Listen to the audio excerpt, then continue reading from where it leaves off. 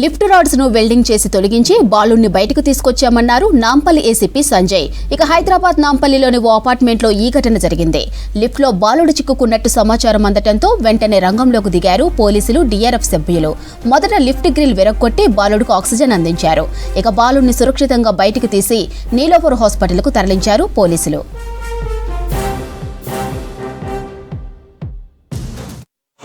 తాతయ్య పిల్లవాడికి సంబంధించినటువంటి మేనత్త వాళ్ళు అపార్ట్మెంట్ వాళ్ళు ఉన్నారు.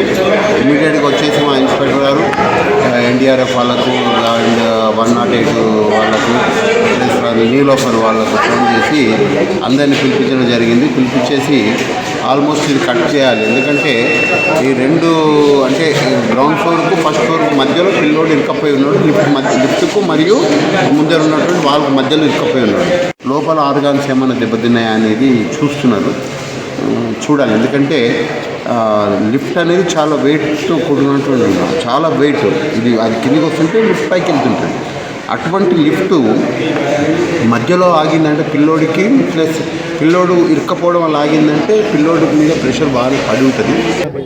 ये हमें जो इत्ला मिली है, जो फौरी तौर पे मिली है, जो मैंने उनकी फैमिली के साथ जब से वक्त जो गुजारा, मुझे ये पता है ये बच्चा एक 6 साल है जो अदनव उनका नाम है और एक घोड़े की खबर कर रहता है.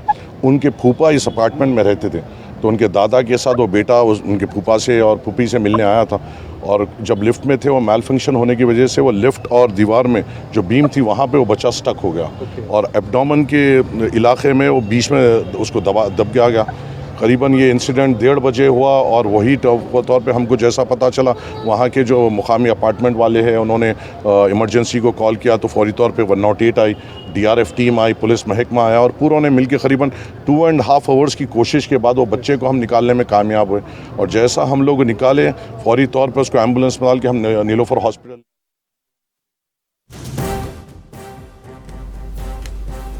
ఇక ఇదే అంశానికి సంబంధించిన మరింత సమాచారం రామ్ ప్రసాద్ అందిస్తారు.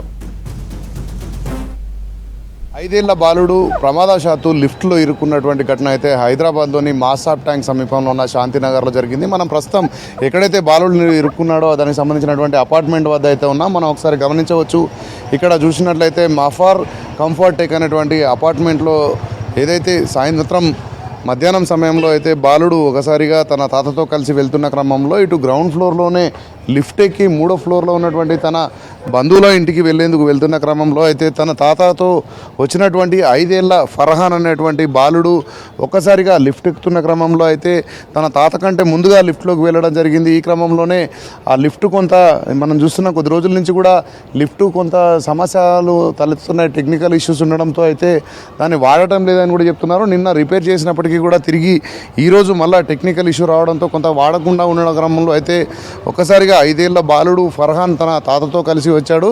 వచ్చిన క్రమంలోనే ఇటు ఎంటర్ అవుతూ అయితే అటు ఇక్కడ మనకు ఏదైతే ఇక్కడ చూస్తున్నాం పార్కింగ్లో ఉన్నటువంటి లిఫ్ట్ వద్దకు అయితే తన తాతతో చేరుకున్నటువంటి 5 ఏళ్ల అర్హాన్ ఉన్నటువంటి బాలుడు అయితే ఒకసారిగా లిఫ్ట్లోకి వెళ్ళాడు. లిఫ్ట్లోకి వెళ్ళి బటన్ నొక్కడంతో అయితే ఇటు డోర్ వేయకముందే లిఫ్ట్ పైకి వెళ్ళడాన్ని గమనించినటువంటి బాలుడు ఇటు ముందుకు వచ్చే క్రమంలో మనం చూస్తున్నాం ప్రస్తుతం ఏదైతే లిఫ్ట్ ఉందో గ్రౌండ్ ఫ్లోర్లోనే ఇక్కడ లిఫ్ట్ మొత్తం ఉంది. దీనికి ఇంకా డోర్ కూడా క్లోజ్ చేయకముందుకైతే బాలుడికి సంబంధించినటువంటి లిఫ్ట్ ఇక్కడి వరకు వెళ్ళి ఆగడంతో ఆ చిన్న ఏదైతే కొంచెం చిన్నగా ఉన్నటువంటి తక్కువ ఉన్నటువంటి ప్రాంతం నుంచి అయితే బాలుడు తల మాత్రం బయటికి పెట్టి బాడీ మొత్తం కూడా అటు లిఫ్ట్కు సంబంధించినటువంటి లోపలనే ఉండడంతో అయితే ఒక్కసారిగా ప్రమాదశాత్తు జరిగినటువంటి ఈ ఘటనలో కూడా లిఫ్ట్లో ఉన్నటువంటి బాలుడు అయితే ఇటు లిఫ్ట్కు అదేవిధంగా ఇటు పైన ఉన్నటువంటి వాళ్ళకు రెండింటి మధ్యలో కూడా తల భాగాన్ని ఇటు బయటపెట్టి దాంట్లో ఇరుక్కుపోవడంతో అయితే ఒక్కసారిగా గమనించినటువంటి తన తాత ఇటు కేకలు వేయడంతో అయితే ఇక్కడ పక్కనే ఉన్నటువంటి సెక్యూరిటీ సిబ్బంది అంతా కూడా ఇక్కడికి రావడం జరిగింది. ఈ క్రమంలోనే ఒక్కసారిగా ఇక్కడ సమాచారం అందుకున్నటువంటి ఇటు హైదరాబాద్ డీఆర్ఎఫ్ సంబంధించినటువంటి టీమ్స్తో పాటు ఇటు 108 టీమ్స్ అన్ని కూడా హుటాహుటిన ఇటు శాంతినగర్లో ఉన్నటువంటి ఇటు అపార్ట్మెంట్ వద్దకు చేరుకొని ఏదైతే వీటికి చుట్టూ ఉన్నటువంటి ఇనుప గ్రిల్స్ ఏవైతే ఉన్నాయో వీటన్నింటినీ కూడా కట్టర్ సాయంతో కట్ చేయడం జరిగింది. కట్ చేసిన అనంతరం అయితే బాలుడిని సురక్షితంగా బయటకు తీసినటువంటి ఇటు డీఆర్ఎఫ్ సిబ్బందితో పాటు పోలీసులు కూడా సంయుక్తంగా అయితే బాలుడిని సురక్షితంగా బయటకు తీసి పక్కనే ఉన్నటువంటి నిలోపర్ ఆసుపత్రికి అయితే తరలించారు. ప్రస్తుతం బాలుడికి సంబంధించి మనం చూస్తే సుమారు 3 గంటల పాటు కూడా ఇటు లిఫ్ట్లో ఏదైతే ఇటు గోడకును అదేవిధంగా లిఫ్ట్కు మధ్యలో ఇరుక్కుపోయి ఉండడంతో అయితే ఈ క్రమంలోనే కొంత ఇబ్బంది అయినటువంటి బాలుడికి అయితే ఇటు కడుపు అదేవిధంగా వెన్నుముక ప్రాంతంలో భారీగా ఒత్తిడి కావడంతో అయితే లోపల అవయవాలకు ఎలాంటి ఇబ్బంది ఉన్నదనేది కూడా అధికారులు అయితే ఇక్కడ నిలోపర్లో ఉన్నటువంటి వైద్యుల బృందం నిలోపర్ సూపరింటెండెంట్ రవికుమార్ నేతృత్వంలో అయితే డాక్టర్లందరూ కూడా సర్జరీ చేసేందుకైతే పూర్తి స్థాయిలో ఏర్పాట్లు చేయడం జరిగింది. ఇక్కడ స్థానికంగా ఉన్నటువంటి ఎమ్మెల్యే ఇక్కడ వచ్చేసి ఎమ్మెల్యే కూడా వారిని పరామర్శించడంతో పాటు హుటాహుటిన వారికి ఏదైతే ఇక్కడ ప్రస్తుతం ఉన్నటువంటి అందుబాటులో ఉన్నటువంటి హాస్పిటల్ నిలోపర్ కావడంతో అయితే స్థానిక ఎమ్మెల్యే మాజీద్ హుస్సేన్ కూడా ఇక్కడికి చేరుకోవడంతో పాటు హుటాహుటిన ఇటు నిలోపర్ సూపరింటెండెంట్కు సమాచారం అందించడంతో సంబంధిత డాక్టర్లతో కూడినటువంటి బృందం కూడా అక్కడ ఉండి వెంటనే బాలుని 108 సాయంతో ఆక్సిజన్తో తీసుకెళ్లారు. మనకు ఈ యొక్క కటింగ్ చేసే సమయంలో కూడా బాలుడికి కొంత ఆక్సిజన్ అందని పరిస్థితుల్లో అయితే ఇటు ఆక్సిజన్ అందిస్తూనే దీన్ని మొత్తం కట్ చేసి అయితే బాలుడిని సురక్షితంగా బయటికి తీసేటువంటి పనిలో అయితే ఇటు డిఆర్ఎఫ్తో పాటు ఇటు 108 సిబ్బంది కూడా సుమారు 3 గంటల పాటు కూడా శ్రమించడం జరిగింది. మధ్యాహ్నం 2 గంటల ప్రాంతంలో ఈ ఘటన జరిగిన క్రమంలో ఒక్కొక్కరుగా సమాచారం అందుకొని చివరికి ఇక్కడ ఎమ్మెల్యేతో పాటు ఇక్కడ స్థానికంగా ఉన్నటువంటి పోలీసులు డిఆర్ఎఫ్ సిబ్బంది అందరూ కూడా సంయుక్తంగా వారికి తోచిన విధంగా అయితే ఇటు సహాయ సహకారాలు అందించి ఇటు ఇక్కడ మనం చూడవచ్చు బాలుడిని అయితే సురక్షితంగా బయటికి తీశారు. కానీ బాలుడి పరిస్థితి ఏ విధంగా ఉన్నదనేది ఇంకా పూర్తి స్థాయిలో డాక్టర్లు అయితే క్లారిటీ ఇవ్వలేదు. ఎందుకంటే బాలుడికి ఇంటర్నల్గా చాలా ఏదైతే ఇబ్బంది జరిగిందో దానికి సంబంధించి అయితే కొంత బ్లడ్ బ్లీడింగ్స్ కూడా ఉంటాయి. ఈ క్రమంలోనే బాలుని కొంత అబ్జర్వేషన్ ఉండదో పాటు హుటాహుటిన చేయాల్సినటువంటి కొన్ని సర్జరీలకు సంబంధించి అయితే ఇప్పటికే డాక్టర్ల బృందం కూడా ఇటు బాలుడిని పరిశీలిస్తున్నాయి. అర్హాన్ పరిస్థితి అయితే ప్రస్తుతం హాస్పిటల్లో ఉన్నప్పటికీ కూడా ఇటు వైద్యులు అయితే తన కండిషన్ను కూడా చెప్పలేనటువంటి పరిస్థితి కొనసాగుతుంది. బాలుడు ఎలాగైనా సురక్షితంగా బయటికి వచ్చే వరకు తమ కుటుంబానికి సహాయ సహకారాలు ఇస్తామని ఇప్పటికే ఎమ్మెల్యే మాజీద్ హుస్సేన్ కూడా తెలపడం జరిగింది. ఈ క్రమంలోనే ఇటు వైద్యుల బృందంతో కూడా టచ్లో ఉండుకుంటూ బాలుడిని ఏ విధంగానైనా కూడా రక్షించాలంటూ కూడా ఇటు ఎమ్మెల్యే ఇటు వైద్యులను కోరడంతో అయితే ప్రస్తుతం బాలుడికి నిలోపర్ ఆసుపత్రిలో అయితే శస్త్రచికిత్సకు సంబంధించినటువంటి చికిత్స చేయడంతో పాటు మరిన్ని టెస్టులు నిర్వహించి బాలుడిని నార్మల్ స్టేజ్కి తీసుకురావడానికి అయితే వైద్యులు శ్రమిస్తున్నారు. కెమెరామెన్ మహేష్తో రాంప్రసాద్, V6 న్యూస్, హైదరాబాద్. మరో బిగ్ ఈవెంట్కు హైదరాబాద్ వేదిక అవ్వబోతుంది. ఈ నెల 24 నుంచి మార్చి 2వ తేదీ వరకు వరల్డ్ ఎరీనా పోలో ఛాంపియన్షిప్ నిర్వహిస్తున్నామని తెలిపారు Hyderabad polo riding club president Chaitanya. ఇక తెలంగాణ టూరిజం శాఖ సహకారంతో నిర్వహిస్తున్న ఈ పోటీలలో భారత్తో పాటు Germany, America, UK, Spain, France, Ireland, Luxembourg లాంటి 8 దేశాలు పాల్గొంటాయన్నారు. ఇక తెలంగాణలో ఫస్ట్ టైం నిర్వహిస్తున్న ఈ మెగా ఈవెంట్కు టూరిజం శాఖ మంత్రి జూపల్లి కృష్ణారావు, IAS, IPS అధికారులు హాజరవుతారన్నారు. ఇక దీంతో పాటు ఫ్యాషన్ షో, ఖరీదైన వింటేజ్ కాల్ ఎగ్జిబిషన్ కూడా నిర్వహిస్తున్నామని తెలిపారు polo riding club secretary Riyaz Ahmed. This HPRC World Arena Polo 2025 will start from 24th February to the 2nd of March at HPRC Arena Polo Grounds. 8 countries are coming to participate in this event: USA, UK, France, Germany, Spain, Luxembourg and Ireland. Event of immense importance. We are extremely excited to bring this tournament to Hyderabad, and I hope that the best team wins. This is the first time an event of this scale is happening in Hyderabad. We have hosted 3 Nation Cups and 2 Nation Cups in the past in multiple times, but inviting 8 countries and mounting them with all the horses and doing these tournaments at this scale is for the first time. 2025 ఈ ఛాంపియన్షిప్లో 8 countries USA, UK, Luxembourg, Spain, France, Germany, India. So ఈ 8 countries participate చేయబోతున్నాయి. So వీళ్ళందరికీ mounts అంటే హార్సెస్ని HPRCనే provide చేస్తుంది.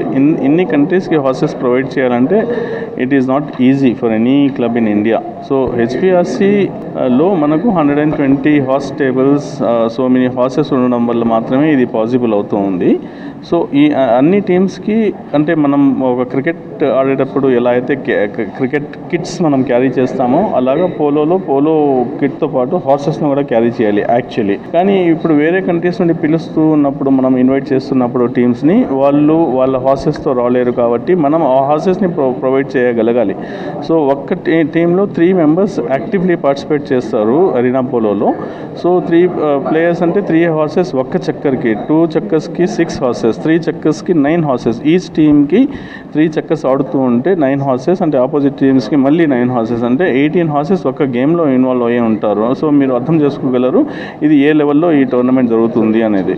ఇది 22nd నుండి టీమ్స్ అరైవ్ అవుతూ ఉన్నాయి హైదరాబాద్లో. 23rdకి మనకు డ్రా ఆఫ్ లాట్స్, అంటే డ్రా ఆఫ్ హార్సెస్ కూడా. తెలంగాణ ఫుట్బాల్ అసోసియేషన్ ఆధ్వర్యంలో ఏప్రిల్ 10వ తేదీన ఛత్తీస్గఢ్లో ఫుట్బాల్ పోటీలు జరగనున్నాయి. అండర్-20 ఫుట్బాల్ లీగ్కు 20 మందికి పైగా ప్లేయర్స్కు కోచింగ్ ఇస్తున్నామని తెలిపారు ఫుట్బాల్ అసోసియేషన్ సెక్రటరీ ఫాల్గుణ. ఇక ఫుట్బాల్కు తెలంగాణలో చాలా ఆదరణ ఉందని, ప్రభుత్వాన్ని గ్రౌండ్ కావాలని కోరుతున్నామని తెలిపారు. ఇక బడ్జెట్లో స్పోర్ట్స్కు ఎక్కువ కేటాయింపులు చేసి క్రీడాకారులను ప్రోత్సహించాలన్నారు. ఇక చదువుతో పాటు క్రీడల వైపు పిల్లలను తల్లిదండ్రులు ప్రోత్సహించాలని కోరారు ఫాల్గుణ. ఇది అండర్-20 క్యాంప్ జరుగుతూ ఉంది. మాకు టోటల్లీ 200 అబోవ్ కిడ్స్ వచ్చారు, ఈవెన్ డిస్ట్రిక్ట్ బాయ్స్ లేకుండగా. సో ఫుట్బాల్కి తెలంగాణ ఆదరణ చాలా ఉంది. బట్ ఒకటి ప్రాబ్లం ఎక్కడంటే గ్రౌండే మాకు చాలా ఇబ్బందిగా ఉంది. సో ఆఫ్టర్ 7-8 డేస్ నుంచి కోచింగ్ క్యాంప్ జరుగుతుంది. నాకు కోచెస్ ఉన్నారు ఇక్కడ. సో టోటల్లీ మేము లాస్ట్కి ఇది 18 ప్లేయర్స్ని తీసుకెళ్ళాలి. తర్వాత ఇది ఛత్తీస్గఢ్లో ఉంది. మన ఫస్ట్ మ్యాచ్ వచ్చి ఏప్రిల్ 10th రోజు ఉంది. సో దీన్ని క్యాంప్ చేయడానికి ఇక్కడ జిమ్ఖానా గ్రౌండ్లో మేము యాక్చువల్గా గ్రౌండ్ పర్మిషన్ తీసుకున్నాము, ఒక ఇండియా ప్లేయర్గా, స్టేట్ జనరల్ సెక్రటరీగా. సో మాకు మెయిన్ ఏంటంటే గ్రౌండే చాలా ఇబ్బందిగా ఉంది. బట్ ఫుట్బాల్ అనేది తెలంగాణలో చాలా ఉంది. మీకు అర్థం చేసుకోండి, ఓన్లీ 20 yearsే అది ఒక ఏజ్ లిమిట్లోనే ఇంతమంది 200 అబోవ్ వచ్చారు. సో మా కోచెస్, నా టీం అంతా దీన్ని వర్క్ చేస్తున్నారు చాలా బాగా. తెలంగాణ ఫుట్బాల్ అసోసియేషన్ ఈ పోయిన సంవత్సరం మనము జూనియర్స్లో, ఈ సంవత్సరం జూనియర్స్లో ఛాంపియన్స్ అయినాము. ఆల్ ఇండియా లెవెల్లో, సబ్ జూనియర్ లెవెల్లో క్వార్టర్ ఫైనల్స్ వరకు ఆడినాము. అండ్ సీనియర్ లెవెల్లో కూడా క్వార్టర్ ఫైనల్స్ ఆడినాము. అండ్ ఈ అండర్-20కి ఇప్పుడు స్కౌటింగ్ కోసము 250 పైన పిల్లలు వచ్చారు. దాంట్లో మనము 20 మెంబర్స్ని ఫైనల్ సెలెక్షన్గా స్కౌట్ చేస్తున్నాము. దీంతో పాటు రానున్న రోజుల్లో మనము youth league, grass roots development కోసం యూత్ లీగ్ ప్లాన్ చేస్తున్నాము సెక్రటరీ గారి ఆధ్వర్యంలో. అండర్-13 అండ్ అండర్-15 ఈ సంవత్సరము ప్లాన్ చేస్తున్నాము. చాలా ఇబ్బందిగా ఉంది. మనం ఏ ఈవెంట్ చేయాలన్నా మనకు గ్రౌండ్ అవైలబిలిటీ ఉండట్లేదు. అయినా సరే మన చైర్మన్ గారి, మాహి గారి కృషితో ఈ సంవత్సరము ఎట్టి పరిస్థితిలో మన సెక్రటరీ గారు అండర్-13 బాయ్స్ కోసం యూత్ అండ్ 15 ఈ 2 ఈవెంట్స్ చేయాలి ఎట్లన్నా. లేదంటే ఇవి చేయకపోతే మనం రానున్న రోజుల్లో మనము గొప్పగా తెలంగాణని చేయలేము. అందుకే సెక్రటరీ గారు గట్టిగా ప్లాన్ చేసి ఈసారి అండర్-13 అండ్ అండర్-15 యూత్ లీగ్కి ప్లాన్ చేశాము. జీహెచ్ఎంసీ అడ్మిన్లో జాయింట్ కమిషనర్గా పనిచేస్తున్న జానకీరామ్ వేరే మహిళతో ఉండగా రెడ్ హ్యాండెడ్గా పట్టుకుంది అతని భార్య. ఇక మరో మహిళతో వివాహేతర సంబంధం పెట్టుకుని ఇంటికి రావట్లేదని ఆగ్రహం వ్యక్తం చేసింది. గొడవ జరుగుతున్న ఘటనా స్థలానికి పోలీసులు చేరుకొని పోలీస్ స్టేషన్కు తరలించారు. ఇక జానకీరామ్ భార్య ఇచ్చిన ఫిర్యాదుతో కేసు నమోదు చేసి దర్యాప్తు చేస్తున్నామంటున్న వారాసిగూడ సీఐ సైదులతో Ram Prasad face to face. హైదరాబాద్లోని వారాసిగూడలో వివాహేతర సంబంధం కొనసాగిస్తున్నటువంటి జిహెచ్ఎంసీ అడ్మిన్ డిపార్ట్మెంట్లో పనిచేస్తున్న జాయింట్ కమిషనర్ జానకిరామ్ అయితే తన భార్య కళ్యాణి రెడ్ హ్యాండెడ్గా పట్టుకుంది. ఈ క్రమంలోనే తనతో పాటు ఉన్నటువంటి మహిళను కూడా ఇటు పోలీసులకు అప్పగించింది, పోలీసులకు ఫిర్యాదు చేసి. ఈ క్రమంలో ఇటు వారాసిగూడ పోలీసులు అయితే కేసు నమోదు చేసి దర్యాప్తు చేస్తున్నారు. మనం దీనికి సంబంధించి ఇక్కడ ఇన్స్పెక్టర్లను మాట్లాడే ప్రయత్నం చేద్దాం. సార్ చెప్పండి, అసలు ఫిర్యాదు ఏ విధంగా చేశారు, ఏ విధంగా పట్టుకున్నారు వాళ్ళని? ఈరోజు మార్నింగ్ ఉదయము 100 డైల్ కాల్ వచ్చింది. ఇక్కడ ఎస్ఆర్ నగర్ బ్యాక్ సైడ్ గల్లీలో న్యూసెన్స్ అవుతుందని మనకు వస్తే మన పెట్రోల్ మొబైలు బీసీ వెళ్ళి అక్కడికి వెళ్ళిన తర్వాత చూస్తే ఇక్కడ కళ్యాణి అనే ఆమె ఈ మున్సిపల్ కమిషనర్ వాళ్ళ వైఫ్ అయితే ఈమెతోటి ఉండకుండా అతను వేరే దగ్గర వండుకుంటూ వేరే ఒక అమ్మాయితోటి వివాహేతర సంబంధం పెట్టుకొని ఉంటుంది అనే అనుమానంతో ఈమె పోయి వాళ్ళ రిలేషన్ బంధువులతోటి పోయి ఆ ఇంట్లో అక్కడ కొంచెం న్యూసెన్స్ జరిగింది. ఆ తర్వాత అతనికి ఆ న్యూసెన్స్లో ఆయనకు చిన్న ఇంజురీస్ అవి అయినాయి అంటే ఆయన హాస్పిటల్కి ఆమెనే ఆయన పంపించాము. వాళ్ళ వైఫ్ కళ్యాణి కంప్లైంట్ ఇచ్చింది. నాకు గత 6 సంవత్సరాల నుంచి మ్యారేజ్ అయింది, నాతోటి లాస్ట్ 5 months నుంచి నాతోటి ఉండకుండా వేరే అమ్మాయితోటి ఉంటున్నాడు, నన్ను పట్టించుకోవట్లేదు, నన్ను కుటుంబ సభ్యులంతా హరాస్మెంట్ చేస్తున్నారు అని ఒక కంప్లైంట్ ఇచ్చారు. వేరే అమ్మాయితోటి సహజీవనం చేస్తున్నారని ఒక కంప్లైంట్ ఇచ్చింది. దాని మీద మేము కేసు రిజిస్టర్ చేసి ఇన్వెస్టిగేషన్ చేస్తాం. సార్, ఇప్పుడు ఈ జాయింట్ కమిషనర్ ఉన్నటువంటి జానకిరామ్కు ఈ అమ్మాయితో గతంలో నుంచే సంబంధాలు ఉన్నాయంటున్నారు. అంటే వాళ్ళకి ఎప్పటి నుంచి సంబంధాలు ఉన్నాయి, ఎప్పటి నుంచి ఇలాంటి వివాహేతర సంబంధం కొనసాగిస్తారు? ఈ అమ్మాయి మెదక్లో కమిషన్ ఉన్నప్పుడు లాస్ట్ ఒక 2 months కూడా ఈ అమ్మాయి అక్కడే వంట చేసి పెట్టేదంట, వంట మనిషిగా కుదిరిందంట. తర్వాత ఇతను కూడా ఇక్కడికి తీసుకొచ్చుకొని వంట మనిషిగా ఉన్నదనేది చెప్తున్నాడు. అమ్మాయి కూడా నాకు ఎవరు లేరు సార్, నా భర్త మ్యారేజ్ అయింది, డివోర్స్ అయింది, అక్కడ నేను మెదక్లో ఉన్నప్పుడు వర్క్ కోసం తిరుగుతుంటే వంట మనిషిగా జాయిన్ అయ్యి అక్కడ ఒక 2 నెలలు చేశా సార్. ఇక్కడికి ట్రాన్స్ఫర్ అయ్యి వచ్చినాక ఇక్కడ కూడా తీసుకొస్తే లాస్ట్ 3-4 నెలల నుంచి ఏడనే సార్ వాళ్ళ ఇంట్లో వండుకుంటూ వండి పెడుతున్నా అని చెప్తున్నాను. సార్, బాధ్యతాయుతమైనటువంటి జాయింట్ కమిషనర్ హోదాలో వండుకుంటూ ఇటు ఒక మహిళతో ఇటు అక్రమ సంబంధాన్ని మెయింటైన్ చేయడం పట్ల ఎలాంటి కేసులు నమోదు చేశారు, ఏ విధంగా దర్యాప్తు కొనసాగిస్తారు? నా మీద హరాస్మెంట్ అండ్ బైగామి అని భార్య బతికున్నాక వేరే అమ్మాయితో సహజీవనంగానే మ్యారేజ్ చేసుకుంటే అది థ్రెటనింగు, ఆమెను కొట్టినందుకు వాళ్ళందరి మీద కూడా కేసు రిజిస్టర్ చేయడం జరిగింది.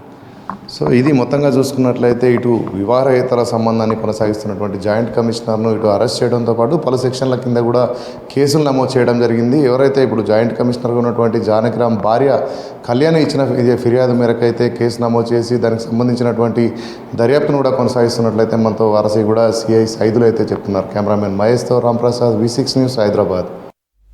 ఆటో డ్రైవర్ల న్యాయమైన సమస్యలకు రవాణా శాఖ మంత్రి పొన్నం ప్రభాకర్ పరిష్కారం చూపారని తెలిపారు Telangana auto drivers unions JAC convener B Venkatesham. ఇక హైదరాబాద్లో ఎమ్మెల్యే సిపిఐ రాష్ట్ర కార్యదర్శి కూనంనేని సాంబశివరావు, ఎమ్మెల్సీ కోదండరాం సమక్షంలో మంత్రి పొన్నంతో చర్చలు జరిపారు ఆటో యూనియన్ జేఏసీ నాయకులు. అనంతరం జేఏసీ నిర్ణయం మేరకు ఉద్యమ కార్యక్రమాలని వాయిదా వేసుకున్నామని తెలిపారు. ఇక రాష్ట్ర ప్రభుత్వం ఆటో డ్రైవర్లకు ఇచ్చిన అన్ని హామీలు త్వరలోనే నెరవేరుస్తామని మంత్రి హామీ ఇచ్చారని తెలిపారు జేఏసీ నాయకులు. మేము దాదాపు 11-12 డిమాండ్లను రాష్ట్ర ప్రభుత్వానికి విజ్ఞప్తి చేయడం జరిగింది. ఆ డిమాండ్లో ప్రధానమైనది 12,000 రూపాయలు ఇవ్వాలని చెప్పి, మహాలక్ష్మి పథకం ద్వారా నష్టపోతే ఆ డ్రైవర్లు ఆదుకోవాలని చెప్పి ఈ డిమాండ్లు అడిగాము. ఆ డిమాండ్లకు ఆర్థికంగా ఇబ్బంది ఉంది కాబట్టి ముఖ్యమంత్రి గారితో చర్చించిన తర్వాత ఈ విషయంలో మేము చర్చించి నిర్ణయం తీసుకుంటామని చెప్పడం జరిగింది. దాంతో పాటు ఓలా ఊబర్తో ఏదైతే కమిషన్తో నష్టపోతున్నామో కాబట్టి ఆటో డ్రైవర్లను, క్యాబ్ డ్రైవర్లను ఆదుకోవాలంటే ఒక యాప్ తీసుకురావాలనే నిర్ణయం ఉండే. ఆ యాప్ తీసుకురావడానికి రాష్ట్ర ప్రభుత్వం సంసిద్ధత వ్యక్తం చేసింది. త్వరలో దాన్ని యాప్ను తీసుకొస్తాయి, డ్రైవర్లందరికీ సంక్షేమానికి కమిషన్ లేకుండా ఉపయోగపడుతుందని చెప్పి వారు చెప్పడం జరిగింది.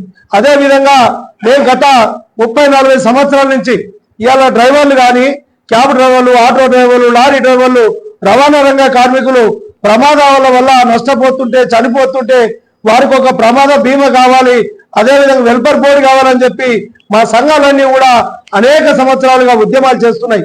దాని ఫలితంగానే ఈరోజు రవాణా మంత్రి గారు మేము త్వరలో రవాణా రంగ కార్మికులకు ఒక సంక్షేమ బోర్డు ఏర్పాటు చేస్తారని చెప్పడం జరిగింది. అది ఏ విధంగానంటే రవాణా రంగ కార్మికులు ఏదైతే లారీ కొన్నా, క్యాబ్ కొన్నా, ఆటో కొన్నా ఒక 2% 1% సెస్ వసూలు చేయాలని చెప్పాం. రాష్ట్ర ప్రభుత్వానికి ఎలాంటి ఆదాయపు లోటు ఉండదని చెప్పి హైదరాబాద్ లో ఫస్ట్ ఆక్సిజన్ థెరపీ ఛాంబర్ ని తీసుకువచ్చింది ఆర్ఓఎస్ మెడికల్ ఫిట్నెస్ సెంటర్. ఇక చిన్నారుల నుంచి పెద్దవారి వరకు ఉపయోగించవచ్చన్నారు ఫిజియోథెరపీలో. వివిధ జబ్బులతో బాధపడే వారికి బాగా పనిచేస్తుందన్నారు. ఇక సిటీలో రోజు రోజుకు పొల్యూషన్ పెరగడం, ఆక్సిజన్ లెవెల్స్ పడిపోవడంతో అనారోగ్య సమస్యలు ఎదుర్కొంటున్నారు. రోగాలు త్వరగా కోలుకోవడానికి దోహదపడుతుందని తెలిపారు డాక్టర్లు. మేడ్ ఇన్ ఇండియా అయిన హెచ్బాట్ ఛాంబర్ గురించి మరింత సమాచారం నరేంద్ర అందిస్తారు. కాంక్రీట్ జంగిల్లో ప్యూర్ ఆక్సిజన్ లభించడం చాలా కష్టం. అంటే నార్మల్గా మనతో పాటు ఇంకా పేషెంట్స్కి ఆక్సిజన్ అందించాలన్న బయట అయినా సరే, ఇంట్లో అయినా సరే ఆక్సిజన్ అందించకపోవడంతో చాలా ప్రమాదాలు అయితే వస్తున్నాయి. ఈజీగా కూడా వాళ్ళు కోలుకోలేని సిచ్యువేషన్ ఉంది. అలాంటి వారి కోసమే ఇండియన్ మేడ్ ఒకటి హెచ్బాట్ అనే ఒక మిషన్ని తయారు చేశారు. అది హైదరాబాద్లో ఉంది. ఫస్ట్ టైం ఇక్కడికి హైదరాబాద్లోకి తీసుకొచ్చారు ఆర్ఓఎస్ మెడికల్ ఫిట్నెస్ సెంటర్ వాళ్ళు. అసలు ఇది ఎలా వర్క్ చేస్తుంది, దీనివల్ల యూజెస్ ఏందో ఒకసారి అడిగి తెలుసుకున్నాం. హాయ్ సార్, ఈ హెచ్బాట్ అనేది ఫస్ట్ టైం వింటున్నాం, అది కూడా మెడికల్ ఫిట్నెస్లో. అసలు ఏంటి ఇది? మెడికల్ గ్రేడ్ అతిపెద్ద మిషన్ హైదరాబాద్ ఫస్ట్ టైం అండి. సో ఇదేంటంటే pure oxygen in pressure chamber. So ఒక ప్రెషర్ చేంబర్లో మనం ఎంత ఆక్సిజన్ పీల్చుకుంటామో అంత మన బ్లడ్లోనే కాకుండా ప్లాస్మాలో కూడా పెనెంట్రేట్ అయ్యి దూరిపోయి అంత మన కణాలకి all the cells are getting pure oxygen in a increased manner. అంటే నార్మల్ మనము ఎన్వైరన్మెంట్లో మాట్లాడుకున్నాం అనుకోండి, జస్ట్ లైక్ 21 to 22%, మ్యాక్సిమం 24% ఉంటుంది ఆక్సిజన్ నార్మల్ మనం 100%లో. అదే లైక్ ప్లేసెస్ ఆఫ్ ఢిల్లీ అలాంటి సందర్భాలు ఇంకా తగ్గిపోతూ ఉంటుంది ఎయిర్ క్వాలిటీ ఇండెక్స్ మాట్లాడుకుంటే. ఈవెన్ మన దగ్గర కూడా వింటర్ సీజన్లో ఎయిర్ ఇండెక్స్ చాలా తగ్గిపోతూనే ఉంటుంది. సో అందుకే అలాంటి సందర్భాల్లో ఏంటంటే నార్మల్ పీల్చుకోవడమే తక్కువ, దాంట్లో ఇంకా మన క్వాలిటీ ఆఫ్ ఎయిర్ తగ్గిపోవడం వల్ల వీఆర్ గెటింగ్ హెల్త్ బెనిఫిట్స్. కోవిడ్లో చూసాం ఎంత డిఫరెన్స్ వచ్చేసింది మనకి. అలాంటి సందర్భాల్లో this is one of the boon అంటాం, అంటే ఒక వరం బేసికలీ హెచ్బాట్. అలాంటప్పుడు దీంట్లో ఏంటంటే 100% ఆక్సిజన్ ప్రెషర్ అనుకుంటాం, అంటే 1.5 to 3 times more pressure compare to normal. అలాంటి సందర్భాల్లో you go with more oxygen like say infusion which helps your body better. So ఇక్కడ చాలా ఆప్షన్స్ కూడా కనిపిస్తున్నాయి మనకు, ప్రెషర్, డిప్రెషర్, లో రేట్ అని చెప్పేసి, సెట్ ప్రెషర్ అని. ఇదంటే ఏంటి అంటే ఇక్కడికి వచ్చే నార్మల్ పీపుల్ కూడా రావచ్చా, పేషెంట్సే రావచ్చా, ఎలాంటి పేషెంట్స్ ఇది తీసుకోవచ్చు? హెచ్బాట్ థెరపీ అనేది అందరికండి, ఆల్మోస్ట్ మనం దానికి సూట్ అయితే అందరూ దీన్ని ఉపయోగించవచ్చు, యాజ్ వెల్ యాజ్ మనకి బెనిఫిట్ అవుద్ది. సో అదే మనం ఇంతకు ముందు మాట్లాడుకున్నాం కదా, నార్మల్ ప్రెషర్ కంటే ఎంత ఎక్కువ ప్రెషర్ పెడితే ఆ పరిస్థితులు ఎంత మనం గాలి పీల్చుకుంటాము, ఆక్సిజన్ పీల్చుకుంటాము, అంత మన బాడీకి అందుద్ది. సో అదే చూసుకున్నాం అనుకోండి, ఇక్కడ ఏంటంటే pressure wise we go with 80A అంటాము, అట్మాస్ఫియరిక్ అబ్సల్యూట్. సో మనం సీ లెవెల్ ప్రెషర్ మాట్లాడుతాము, అక్కడికన్నా ఎంత ఎక్కువ ప్రెషర్ ఉంది అది. సో నార్మల్ మనకి ఆ నార్మల్ పర్సన్కి ఏంటంటే వెల్నెస్కి ఒక రేంజ్ ఉంటుంది, క్లినికల్గా ఒక రేంజ్ ఉంటుంది. So we measure it in terms of 80A. So normal person అనుకోండి it can go up to 1.5 to 2.580 అంటాము, అంటే అట్మాస్ఫిరిక్ అబ్సల్యూట్. ఆ డోసేజ్ ఇస్తే బెనిఫిట్. అదే క్లినికల్ కండి కొన్ని మెడికల్ ప్రాబ్లమ్స్ ఉంటాయి, వాళ్ళకి ఏంటంటే ఫ్రమ్ 2 to ఆల్మోస్ట్ 3.580 అంటాం, అంటే ఆ ప్రెషర్లో తీసుకుంటేనే ఆ ఆక్సిజన్ మనకు అంది బెనిఫిట్స్ మనకు తెలుస్తూ ఉంటాయి. సో అది మనం సెట్ చేస్తామండి, ఎంత సెట్ చేయాలి అవంతా మనం సెట్ చేయవచ్చు. సో డాక్టర్ గారు ఎంత ప్రిస్క్రైబ్ చేశారు, కండిషన్కి ఎంత అవసరం పడుద్దో దాని తగ్గట్టు మనం దాన్ని మ్యానిపులేట్ చేసుకుని సెట్ చేసుకొని ఆ పర్సన్కి ఒక సెషన్ అందిస్తాము. సో పేషెంట్స్ అంటే ఎలాంటి పేషెంట్స్ తీసుకోవచ్చు, నార్మల్ పీపుల్ ఎవరు తీసుకోవచ్చు, ఏజ్ లిమిట్ ఏమైనా ఉందా దీనికి? ఏజ్ లిమిట్ ఏం లేదండి. So it's like almost every one చెప్పాను ఇంతకుముందు. సో అది నార్మల్ పర్సన్ కావచ్చు, టీన్ నార్మల్ పర్సన్ లైక్ టీన్ కావచ్చు, మిడిల్ ఏజ్ పర్సన్ కావచ్చు, పెద్దవాళ్ళు కావచ్చు.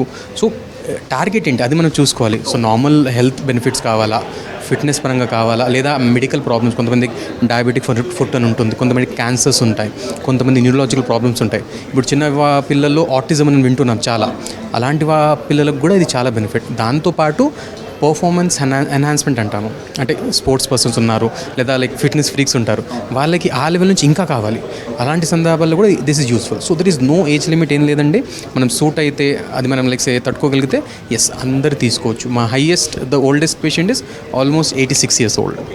సో లాస్ట్లీ నార్మల్గా హైదరాబాద్ ఎక్కడ చూసినా ఫిట్నెస్ సెంటర్లు పెరుగుతూనే ఉన్నాయి, కానీ ఫస్ట్ టైం ఇక్కడ ROS మెడికల్ ఫిట్నెస్ అని చూసాం. ఈ మెడికల్ ఫిట్నెస్కి రెగ్యులర్ ఫిట్నెస్ సెంటర్కి డిఫరెన్స్? ప్రాపర్ మెడికల్గా మనం వెళ్ళాలి, ఎంత చేయాలి, ఎలా చేయాలి, ఏమేమి చేయాలి, దాంతోపాటు డైట్ ఎంత తీసుకోవాలి, అవంతా mixture. Like we do medical testing, we do normal like excessive radiological testing అవసరం ఉంటే, దాంతోపాటు రికమెండేషన్స్. ఓకే ఎవరికి ఏం చేయాలి, అది హెచ్బాట్ కానివ్వండి, స్ట్రెంత్ అండ్ కండిషన్ కానివ్వండి, ఇది something called EMS suit training అది కానివ్వండి, VO2 max అనాలిసిస్ అంటాం, మన health like lung and heart health ఎలా ఉంది, అది ఎంత మనం లైఫ్ హెల్తీగా ఉన్న అది తెలుసుకోవడం. దాంతోపాటు న్యూట్రిషనల్ గైడెన్స్ ప్లస్ మా main thing is regenerative medicine కాబట్టి ఎస్ ఆ సపోర్ట్ కూడా ఉంటుంది. So mixture of all these things ఇవన్నీ కలిగే ROS medical fitness facility. Welcome అండి. ఇది ఓవరాల్గా చూసుకున్నట్టయితే ఈ మిషన్ మాత్రం ఓన్లీ హైదరాబాద్లో ఇది ఒకటే ఉందని చెప్తున్నారు. ఇక్కడికి వచ్చేవాళ్ళు అంటే నార్మల్ ఫిట్నెస్ సెంటర్లు కాకుండా, నార్మల్ పర్సన్సే కాకుండా పేషెంట్స్ కూడా ఎవరైనా ఇక్కడికి రావచ్చు, వాళ్ళకి తగ్గట్టు మేము ఇటు హెల్త్కు బెనిఫిట్స్ ఇస్తామని చెప్తున్నారు. కెమెరామెన్ శ్రీనివాస్తో Narender, V6 News, Hyderabad. Family ఫ్రెండ్స్తో కలిసి రెస్టారెంట్కి వెళ్తే అందరికీ ముందుగా గుర్తొచ్చేది చికెన్ బిర్యానీ. ఇంట్లో ఫంక్షన్ అయినా బిర్యానీ బెస్ట్ ఆప్షన్. ఇలా అన్నింటిలో బిర్యానీ ఉండాల్సిందే. మరి బిర్యానీకి రకరకాల పేర్లు ఉన్నప్పటికీ దీని రుచికి ఫిదా కాని వారు ఉండరేమో. మరి అలాంటి చికెన్ బిర్యానీపై బర్డ్ ఫ్లూ ఎఫెక్ట్ పడ్డది. దీంతో చికెన్ బిర్యానీతో పాటు చికెన్ ఐటమ్స్ తినాలంటేనే జనం భయపడుతున్నారు. మరి దీంతో ఫుడ్ ఇండస్ట్రీలో చికెన్ ఐటమ్స్కి భారీగా డిమాండ్ తగ్గింది.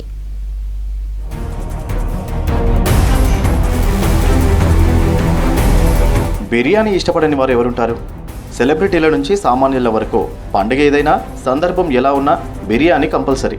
కానీ ఇప్పుడు చాలా రకాల చికెన్ ఐటమ్స్కు కస్టమర్స్ నో అంటున్నారు. బర్డ్ ఫ్లూ ఎఫెక్ట్తో నోరూరించే చికెన్ అంటేనే ఆమడ దూరం పరిగెడుతున్నారు.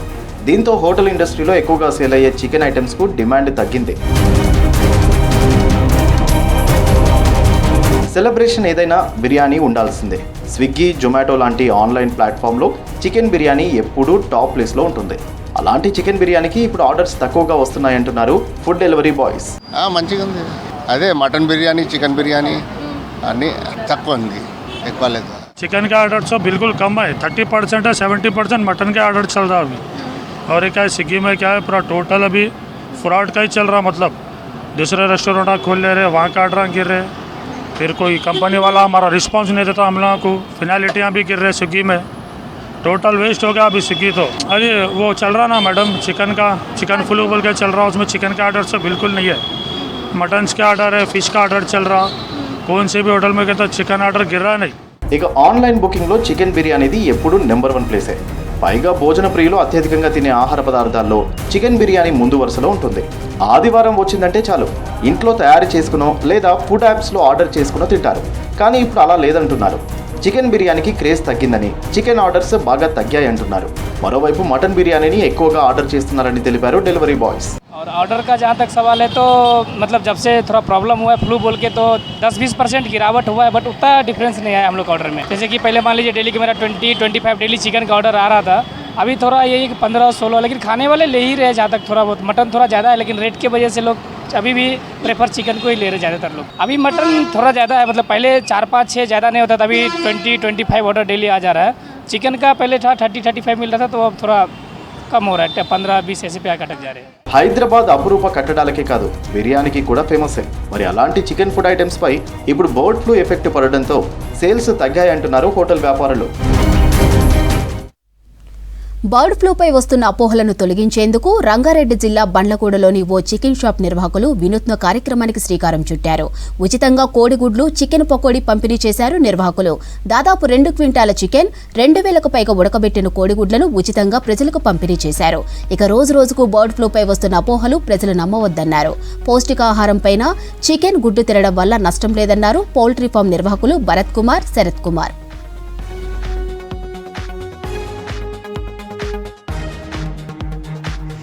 మా కంపెనీ వచ్చేసి గుడెంతు పౌల్ట్రీ. యాక్చువల్గా విహెచ్ఎల్ వాళ్ళ ఇద్దరి అనుసంధానంతో మేము ఈ ప్రోగ్రామ్ కండక్ట్ చేశాము. బట్ అవేర్నెస్ ప్రోగ్రామ్ అనమాట. బర్డ్ ఫ్లూ అని చెప్పేసి అంతా చాలామంది అపోహకు గురై చికెన్ తినలేకపోతున్నారు. దీన్ని బేస్ చేసుకొని మేము ఏం చేసామంటే, ఇది జరగదు, మనం 70 degreesలో కానీ బాయిల్ చేసి తింటే ఇట్లా మనకి ఏ ఇబ్బంది లేకుండా ఉంటుందని చెప్పేసి అవేర్నెస్ ప్రోగ్రామ్ పెట్టి మేము కండక్ట్ చేసి ఒక 200 కేజీల చికెన్, ఒక 2000 గుడ్లు స్పాన్సర్ చేసాం. యాక్చువల్గా దానివల్ల పబ్లిక్లో అవేర్నెస్ రావాలని కోరుకుంటున్నాం. అందరు బాగుంటుందని చెప్తున్నాం. 200 కిలోలు అయిపోయిందా? అయిపోయింది, మొత్తం కంప్లీట్ అయిపోయింది. ఎర్లీగా మరి టోటల్గా ఎర్లీగానే అయిపోయింది. మీరు తిన్నారా? మేము కూడా తిన్నాం. ఓకే, ఎంత టైం పట్టిందన్నా 200 కిలోలు అయిపోవడానికి? 1.5 అవర్. ఓకే, కానీ ఏమేమి పెట్టిరన్నా? చికెన్ అంటే మామూలుగా chicken pakodi, boiled eggs. Boiled eggs అన్ని? Boiled eggs 2000. పట్టభద్రుల ఎమ్మెల్సీ ఎన్నికల్లో కాంగ్రెస్ అభ్యర్థిని గెలిపించాలని కార్యకర్తలకు దిశానిర్దేశం చేశారు పెద్దపల్లి ఎంపీ వంశీకృష్ణ. ఇక చెన్నూరులో నిర్వహించిన పట్టభద్రుల ఆత్మీయ సమ్మేళనంలో ఎమ్మెల్యే వివేక్ వెంకటస్వామి, ఎమ్మెల్సీ అభ్యర్థి నరేందర్ రెడ్డితో కలిసి పాల్గొన్నారు ఎంపీ వంశీకృష్ణ. ఇక తెలంగాణ ఉద్యమకారులకు వెంకటస్వామి ఫ్యామిలీ అండగా నిలిచిందన్నారు. ఎమ్మెల్సీ అభ్యర్థి నరేందర్ రెడ్డికి ఉమ్మడి కరీంనగర్ ప్రాంత సమస్యలపై పూర్తిస్థాయిలో అవగాహన ఉందన్నారు ఎమ్మెల్యే వివేక్ వెంకటస్వామి. ఇక చెన్నూరు నియోజకవర్గంలో 7,500 మంది పట్టభద్రులు కాంగ్రెస్ అభ్యర్థిని గెలుపులో ముందుండాలని చెప్పారు. ఎమ్మెల్సీగా గెలిచిన తరువాత యువత సమస్యల పరిష్కారం కోసం కృషి చేస్తానని చెప్పారు అభ్యర్థి నరేందర్ రెడ్డి. విద్యనే చాలా ప్రముఖమైనది, అందరూ కూడా విద్య చదవాలని చెప్పి స్వామి వివేకానంద గారు మనందరికీ నేర్పించడం జరిగింది. సో వారు ఇంతమందిని, లక్షలాది మందిని మంచి విద్య నేర్పించి వాళ్ళు ఒక మంచి సిటిజన్స్గా మార్చిందంటే నిజంగా వారు ఒక మంచి పని చేస్తున్నారు. మనకి ఈ అవకాశం నాకు అనిపిస్తుంది, ఈ వచ్చే ఎలక్షన్లో మనం వారిని గెలిపించుకుంటే మనకు లాభం. నేను ఇక్కడ ఈ ప్రాంతంలో లైబ్రరీస్ అయినా కానీ, మనకు ఈ విద్య గురించి ఇంకా ఏం సమస్యలు ఉన్నా కానీ నేను మీతో ఉంటాను, మీతో కలిసి పనిచేస్తానని చెప్పి ఇప్పుడే నరేందర్ రెడ్డి గారు చెప్పారు. అంటే ఇదొక అవకాశం మనకు. ఇదే మన మొత్తం చెన్నూరు నియోజకవర్గంలో 7,581 గ్రాడ్యుయేట్స్ ఉన్నారు ఇక్కడ మన దగ్గర, మన చెన్నూరు నియోజకవర్గంలో. అంటే చాలా పెద్ద సంఖ్య అన్నమాట. నరేందర్ రెడ్డి గారికి ఓటేసి గెలిపిద్దామా? అందరు కూడా చేతులు ఎత్తి చెప్పండి, నరేందర్ రెడ్డి గారికి మనము ఓటేసి గెలిపిద్దాం. రైతులకి ఖచ్చితంగా అండదండగా ఉంటాము, వాళ్ళకి కూడా మేము సపోర్ట్ చేస్తామని చెప్పి సందర్భంగా మళ్ళొకసారి మీ అందరికీ గుర్తు చేస్తున్నాను. ఇంకో ముఖ్యమైన విషయం ఏంటంటే మన పెద్దపల్లి ప్రాంతానికి జాబ్స్ పాయింట్ ఆఫ్ వ్యూ మీకు తెలుసు, రేవంత్ రెడ్డి గారు సంవత్సరం పూర్తి కానే ముందే 50,000 ఉద్యోగాలు ఏదైతే ఖాళీగా ఉన్నాయో అవి క్లియర్ చేయడం జరిగింది. వచ్చే 4 సంవత్సరాల్లో కూడా ఖచ్చితంగా పనిచేసి మన ప్రాంతానికి కూడా న్యాయం చేసేటట్టు మేము పనిచేస్తున్నామని చెప్పి మళ్ళొకసారి మీకు భరోసా ఇస్తున్నాము. మన అభ్యర్థి ఈరోజు నరేందర్ గారు, మీరందరూ చూసి గత సంవత్సరం ఎట్లయితే చెన్నూరు ప్రాంతాన్ని తీర్చిదిద్దినారో వివేక్ గారు మీరందరూ చూస్తున్నారు. ఆ విధంగానే ముందు కూడా పనిచేస్తామని చెప్పి మీ అందరికీ మళ్ళొకసారి భరోసా ఇస్తూ మన అభ్యర్థికి మీరు ఖచ్చితంగా ఈ వచ్చే ఎన్నికల్లో మీరు ఓటేసి గెలిపించాలి, కాంగ్రెస్ పార్టీని గెలిపించాలని చెప్పి. ఫస్ట్ రోజు మన ప్రభుత్వ ఉద్యోగులు వారి గౌరవ వేతనం పొందుతున్నారు. ఇవాళ ఎన్నో సంఘాలు, సిపిఐ వారు మద్దతునిస్తున్నారు, సిపిఎం వాళ్ళు మద్దతిస్తున్నారు, టీజేఎస్ కోదండరాం వాళ్ళ పార్టీ మద్దతిస్తున్నారు, ఎన్నో విద్యార్థి సంఘాలు మద్దతిస్తున్నాయి, ఎన్నో కుల సంఘాలు మద్దతునిస్తూ ఇవాళ కాంగ్రెస్ అభ్యర్థికి మరి ఎనలేని సపోర్టును అందిస్తూ ముందుకు వెళ్తా ఉన్నాయి. ఇవాళ మన రాష్ట్ర ప్రభుత్వం ముఖ్యంగా నిరుద్యోగులకు బాసటగా నిలిచింది.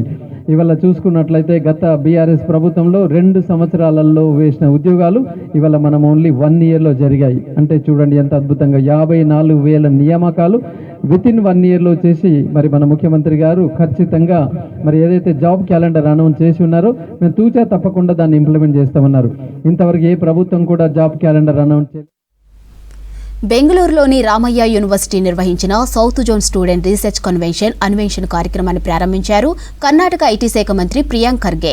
ఇక ఆవిష్కరణలకు మద్దతు ఇవ్వడానికి ప్రభుత్వం కట్టుబడి ఉందన్నారు. ప్రపంచ సవాళ్లను ఎదుర్కోవడానికి విద్యార్థులు సాంకేతిక నైపుణ్యతను పెంపొందించుకోవాలని సూచించారు విద్యాశాఖ మంత్రి శరణ్ ప్రకాష్ పాటిల్. ఇక యువకుల ఆలోచనలు ప్రదర్శించడానికి అన్వేషణ వేదిక అయిందన్నారు vice chancellor Kuldeep Kumar Raina.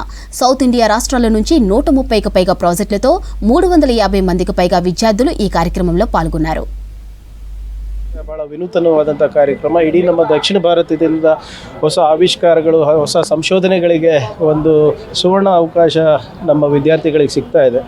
So ಇವತ್ತು ಎಲ್ಲ ಏನು ಈ ಸಂಶೋಧನೆಗಳನ್ನು ಒಂದು ಕಾಂಪಿಟೇಷನ್ ಮುಖಾಂತರ ಆಯ್ಕೆ ಮಾಡಿ ಅದನ್ನು ಯಾವ ರೀತಿ ಇನ್ಕ್ಯುಬೇಷನ್ ಮಾಡಿ ಅದಕ್ಕೆ ಕಮರ್ಷಿಯಲೈಸೇಷನ್ ಮಾಡ್ಬೋದು ಅಂದ್ಬಿಟ್ಟು ಒಂದು ಪಂದ್ಯ ನಡೀತಾ ಇದೆ. ಸೊ ಇದರಿಂದ ಹೊಸ ಆವಿಷ್ಕಾರಗಳು, ಹೊಸ ಇನ್ವೆನ್ಷನ್ಸ್ಗಳು ಆಚೆ ಬರೋದ್ರಿಂದ ನಮ್ಮ ರಾಜ್ಯಕ್ಕೆ ಮತ್ತು ಒಟ್ಟಾರೆ ಏನು ಆ ವರ್ಟಿಕಲಿಗೆ, ಆ ಸೆಕ್ಟರಿಗೆ ಭಾಳ ಉಪಯೋಗ ಆಗುತ್ತೆ. ಅವರಿಗೆ ರಿಸರ್ಚಿಗೆ ಮಕ್ಕಳಲ್ಲಿ, ಸ್ಟೂಡೆಂಟ್ಸಲ್ಲಿ ಹೆಚ್ಚಿನ ಆಸಕ್ತಿ ಮೂಡಿಸ್ತಕ್ಕಂಥ ಒಂದು ಪ್ರಯತ್ನ ಇದೆ. ಇದು 2007ರಿಂದ ಮಾಡ್ತಾ ಇದ್ದಾರೆ. ಹಾಗಾಗಿ ಇದೊಂದು ಒಳ್ಳೆಯ ಪ್ರಯತ್ನ ಇದೆ ಮತ್ತು ನಮ್ಮ ಮಕ್ಕಳಲ್ಲಿ ಕುತೂಹಲವನ್ನು ಕೆರಳಿಸಿ ಅವರಿಗೆ ಹೆಚ್ಚಿನ ಅಂದರೆ ಅವರ ಆಲೋಚನೆ ಅದು ಒಂದು ಪ್ರಾಡಕ್ಟಾಗಿ ಹೊರಹೊಮ್ಮಬೇಕಾದ್ರೆ ಆ ಪ್ರೊಸೆಸ್ ಎಂಟೈರ್ ಅವರು ಕಲೀಲಿಕ್ಕೆ ಸಾಧ್ಯ ಇದೆ. ಹಾಗಾಗಿ ಇದೊಂದು ಒಳ್ಳೆಯ ಕಾರ್ಯಕ್ರಮ. ನೋಡಿ, ಇವಾಗ ಎಲ್ಲಿವರೆಗೆ ನಮ್ಮ ಹತ್ರ ಟ್ಯಾಲೆಂಟ್ ಇದೆ, ನಮ್ಮ ಹತ್ರ ವಿದ್ಯಾರ್ಥಿಗಳ ಹತ್ರ ನಾವು ಶಾಲೆಗಳಲ್ಲಿ ಅವರಿಗೆ ನಾವು ಹೊಸತನದ ಒಂದು ಎನ್ಕರೇಜ್ಮೆಂಟ್ ಕೊಡೋಲ್ಲ, ಅಲ್ಲಿವರೆಗೆ ಅವರು ಬೆಳೆಯೋಕ್ಕೆ ಸಾಧ್ಯ ಆಗಲ್ಲ. The objective of this innovation is to create a platform for the students of our country, and in particular this time it is for the southern states, that how they can interact, learn from each other's experiences, and our objective is how we can create capabilities in our students to make Bharat Viksit. In that direction, innovation as well as creativity is going to play a very, very important, significant role, and all these efforts are in that direction. We are so grateful to all the states in the southern part that they nominated their students to us. We had an overwhelming response. We got more than 750 nominations, and fine-tuning was done, and finally it is 165 projects which were identified. I am sure they will present the creativity, they will have friends to talk to, discuss, deliberate, and solve those issues, the problems which are still unsolved. We have to go for the disruptive innovation at the same time. ಈ 2 ದಿನಾಂಕ 20 ಮತ್ತು 21 February 2025ರಂದು ನಾವು association of Indian universities ಅವರ ಸಹಭಾಗಿತ್ವದೊಂದಿಗೆ ಅನ್ವೇಷಣ 2024-25 ಎಂಬ ಒಂದು innovative ಫೆಸ್ಟಿವಲನ್ನು ನಮ್ಮ ಯೂನಿವರ್ಸಿಟಿಯಲ್ಲಿ ಹಮ್ಮಿಕೊಂಡಿದ್ದೇವೆ. ಈ ಒಂದು ಕಾರ್ಯಕ್ರಮಕ್ಕೆ ಸರಿಸುಮಾರು ನಮ್ಮ ದಕ್ಷಿಣ ಭಾರತದ 5 ರಾಜ್ಯಗಳಿಂದ ವಿದ್ಯಾರ್ಥಿಗಳು, ಬೇರೆ ಬೇರೆ ವಿಶ್ವವಿದ್ಯಾನಿಲಯಗಳಿಂದ ವಿದ್ಯಾರ್ಥಿಗಳು ಬಂದು ಅವರ ಒಂದು ಅನ್ವೇಷಣೆಗಳನ್ನು ಇಲ್ಲಿ ಪ್ರದರ್ಶಿಸುತ್ತಿದ್ದಾರೆ. ಸೊ ಈ ಒಂದು ಕಾರ್ಯಕ್ರಮದಲ್ಲಿ ಪ್ರಥಮ, ದ್ವಿತೀಯ, ತೃತೀಯ ಅಥವಾ 3 ಬಹುಮಾನ, ಪ್ರಥಮ 3 ಉತ್ತಮವಾದ ಒಂದು ಪ್ರಾಜೆಕ್ಟ್ಗಳನ್ನು ಇಂಟರ್ನ್ಯಾಷನಲ್ ಲೆವೆಲ್ ಅನ್ವೇಷಣ್ ಅಲ್ಲಿಗೆ ಒಂದು ಕಳಿಸಲಾಗುತ್ತದೆ. ಅದು ಒಂದು జీహెచ్ఎంసీ స్టాండింగ్ కమిటీ మరోసారి ఏకగ్రీవంగా ఎన్నికైంది. బరిలో ఉంటామని ప్రకటించి నామినేషన్ వేసిన బీఆర్ఎస్ పోటీ నుంచి తప్పుకుంది. దీంతో కమిటీ ఎన్నిక ఏకగ్రీవమైనట్లు ప్రకటించారు రిటర్నింగ్ అధికారులు. 9 ఏళ్లుగా స్టాండింగ్ కమిటీలో స్థానం లేని కాంగ్రెస్ నుంచి ఈసారి 7 కార్పొరేటర్లు ఉండగా ఎంఐఎం నుంచి 8 మంది ఉన్నారు. ఎన్నికైన స్టాండింగ్ కమిటీ సంవత్సరం పాటు బల్దియాకు సంబంధించిన అభివృద్ధి పనులు, నిర్ణయాలను చర్చించి ఆమోదం తెలపనున్నారు.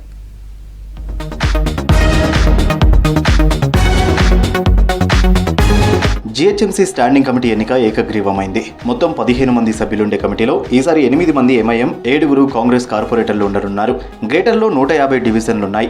ఇందులో 2 కార్పొరేటర్లు చనిపోగా మరో 2 ఎమ్మెల్యేలుగా గెలవగా ప్రస్తుతం 146 మంది ఉన్నారు. వీరంతా స్టాండింగ్ కమిటీ మెంబర్లను ఎన్నుకోవాల్సి ఉంటుంది. బీజేపీకి సంఖ్యాబలం లేకపోవడంతో పోటీ నుంచి తప్పుకుంటున్నట్లు ప్రకటించింది. కాంగ్రెస్, ఎంఐఎం కలిసి పోటీ చేయాలని నిర్ణయించుకున్నాయి. ఒప్పందం ప్రకారం ఎంఐఎం నుంచి 8 మంది, కాంగ్రెస్ నుంచి 7 నామినేషన్ దాఖలు చేశారు. ఇక బీఆర్ఎస్ నుంచి 2 సభ్యులు నామినేషన్ వేశారు. మొత్తం 17 నామినేషన్లు రావడంతో ఈసారి ఎన్నికలు జరుగుతాయని అంతా భావించారు. కానీ తమకు సంఖ్యాబలం లేకపోవడంతో చివరి రోజు బీఆర్ఎస్ కార్పొరేటర్లు నామినేషన్ ఉపసంహరించుకున్నారు. దీంతో బరిలో 15 మంది మాత్రమే ఉండడంతో స్టాండింగ్ కమిటీ ఏకగ్రీవమైనట్లు ప్రకటించారు అధికారులు. 17 నామినేషన్స్ రిసీవ్ చేసుకోవడం జరిగింది. 17 నామినేషన్స్ కానీ మనం నోటీస్ బోర్డులో పెట్టడం జరిగింది. 18th నుంచి 21st వరకు మనకు విత్డ్రావల్స్కు డేట్ ఉండింది. 20th నిన్న ఒకరు క్యాండిడేట్ విత్డ్రావల్ చేసుకున్నారు. ఈరోజు ఒకరు క్యాండిడేట్స్ విత్డ్రా చేసుకున్నారు. టోటల్ 17 నామినేషన్స్లో 2 క్యాండిడేట్స్ విత్డ్రా చేసుకోగా మనకు మిగిలిన 15 క్యాండిడేట్స్ టోటల్ ఫ్రీలో ఉండడం జరిగింది. అయితే మనకి nominations total number of seats to be filled 15 కాబట్టి మనకు ఇప్పుడు ఫ్రేలో 15 క్యాండిడేట్సే ఉండడం జరిగింది. కాబట్టి అది కమిషనర్ గారు ఇప్పుడు డిక్లేర్ చేస్తారు. యునానిమస్గా ఈ 15 మందిని డిక్లరేషన్ ఫామ్ మనకు 12లో మన రిజల్ట్స్ డిక్లేర్ చేయాల్సి ఉంటుంది. అది కమిషనర్ గారు ఇప్పుడు డిక్లేర్ చేయడం జరుగుతుంది. అధిష్టానం నిర్ణయం మేరకు నామినేషన్ విత్డ్రా చేసుకున్నామని తెలిపారు బీఆర్ఎస్ కార్పొరేటర్ జూపల్లి సత్యనారాయణ. తమ పార్టీకి సంఖ్యాబలం లేకపోవడంతో పోటీ నుంచి తప్పుకుంటున్నామన్నారు. బీఆర్ఎస్ నుంచి గెలిచిన మేయర్, డిప్యూటీ మేయర్, కార్పొరేటర్లు కాంగ్రెస్లో జాయిన్ అవ్వడంతో బీఆర్ఎస్ కు సంఖ్యాబలం తగ్గిందన్నారు. వచ్చే ఎన్నికల్లో తప్పకుండా గ్రేటర్ పీఠం దక్కించుకుంటామని ధీమా వ్యక్తం చేశారు. స్టాండింగ్ కమిటీ ఎన్నికల విషయంలో కాంగ్రెస్, ఎంఐఎం, బీజేపీ కుమ్మక్కయ్యాయని, బీజేపీ నామినేషన్ వేయకపోవడమే దీనికి నిదర్శనమని ఆరోపించారు. బీజేపీ బీఆర్ఎస్ ఒకటని కాదు, ఇప్పుడు దీంతో తేటతెల్లమైపోయింది. బీఆర్ఎస్, కాంగ్రెస్, ఎంఐఎం, బీజేపీ కలిసింది. ఎప్పుడు బీఆర్ఎస్ ఎవరితో కలవదు. ఒకటే పార్టీగా ఏకాధిపత్యంగా ఉండి వారు ఒక్కరే గెలుచుకున్న సీట్లు 99 సీట్లు. రాబోయే రోజులలో కూడా 100 సీట్లు గెలిచి మళ్ళీ కైవసం చేసుకుంటాం జీహెచ్ఎంసీ అని నేను ఘంటాపదంగా చెప్తున్నా. అప్పుడు ఈ స్టాండింగ్ కమిటీలు అనేది ఇవన్నీ అనేటివన్నీ ఏకగ్రీవంగా ఎవ్వరు కూడా నామరూపాలు లేకుండా పోతారు. ఎక్కడ అధికారంలోకి వచ్చేది మేమే, జీహెచ్ఎంసీ కైవసం చేసుకునేది మేమే అని చెప్తూ అధిష్టానం మేరకు నేను చేసుకోవడం జరుగుతుంది. కాంగ్రెస్ ను ఎదుర్కొనే దమ్ము లేక బీఆర్ఎస్ పోటీ నుంచి తప్పుకుందన్నారు కార్పొరేటర్ బాబా ఫసీయుద్దీన్. బీఆర్ఎస్ భవన్లో కేసీఆర్ మీటింగ్ కు కార్పొరేటర్లను అనుమతించకపోవడంతో నారాజులో ఉన్నారని దేవా చేశారు. బీఆర్ఎస్ కు చెందిన 15 మంది కార్పొరేటర్లు తమతో టచ్ లో ఉన్నారని తెలిపారు కార్పొరేటర్ బాబా ఫసీయుద్దీన్. త్వరలో వీరంతా సీఎం రేవంత్ రెడ్డి ఆధ్వర్యంలో కాంగ్రెస్ లో జాయిన్ అవుతారని తెలిపారు. ప్రజాస్వామ్యంలో స్టాండింగ్ కమిటీలో బీఆర్ఎస్ పార్టీ ఒక్క మెంబర్ కూడా లేకుండా పోవటం, దీన్ని బట్టి అర్థమవుతుంది రాబోయే రోజుల్లో హైదరాబాద్ నగరంలో బల్దియాపై తప్పకుండా కాంగ్రెస్ పార్టీ తప్పకుండా జెండా ఎగిరేయబోతుంది. ఎందుకంటే దీన్ని బట్టి అర్థం చేసుకోవచ్చు, హైదరాబాద్ నగరంలో ప్రజలు అందరూ కూడా కాంగ్రెస్ పార్టీ వైపు ఉన్నారు, బీఆర్ఎస్ పార్టీని తిరస్కరిస్తున్నారు.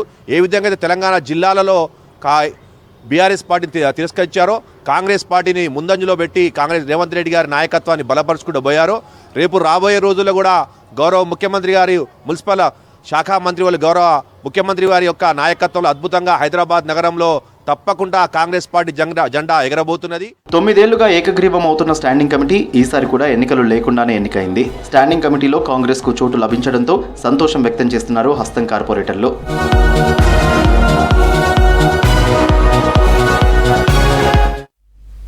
యూనివర్సిటీలోని నాన్ టీచింగ్ కాంట్రాక్ట్ ఉద్యోగులకు టైం స్కేల్ ఇవ్వాలని సీఎం రేవంత్ రెడ్డి దృష్టికి తీసుకెళ్తానని ఎమ్మెల్సీ కోదండరాం హామీ ఇచ్చారు. ఇక హైదరాబాద్ బషీరాబాగ్ ప్రెస్ క్లబ్లో యూనివర్సిటీలో పనిచేస్తున్న కాంట్రాక్ట్ ఉద్యోగులకు టైం స్కేల్ ఇవ్వాలని డిమాండ్ చేస్తూ సదస్సు నిర్వహించారు non teaching contract employees association JAC. ఇక విశ్వవిద్యాలయాలకు పూర్తి స్వయం ప్రతిపత్తి కల్పించాలని డిమాండ్ చేశారు ప్రొఫెసర్ హరగోపాల్.